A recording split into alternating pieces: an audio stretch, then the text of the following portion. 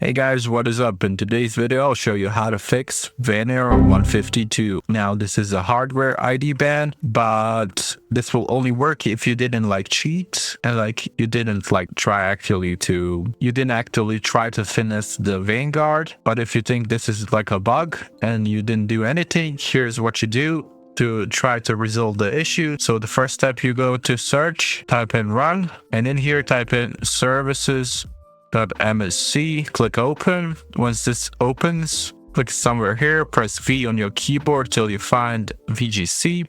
This will be set to manual. You want to switch it to automatic, not delayed start, just automatic. Click apply, then click start, let it load, and then click OK.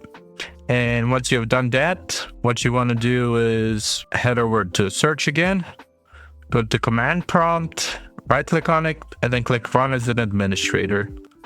In command prompt, you want to type in sc delete vgk, press enter, it will say success, and then type in sc delete vgc, and it will say success.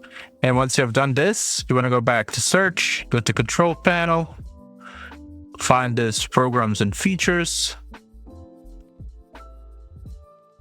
and then scroll down till you find Riot Vanguard, and you want to right click on it and then uninstall it. After it's done uninstalling, you want to relaunch the Riot client and go to Valorant, and then it says install Vanguard, so you want to click install and update. It will quickly install the Vanguard again. It's prepping the download, and it's done, but it says your game requires a restart. But before you restart, you want to go back to search again, go to run, services.msc, and once again find VGC. And as you see, it's back to manual. You want to set it to automatic, apply, click start, let it load, and then OK. It's running. We want to go to system configuration just to double check.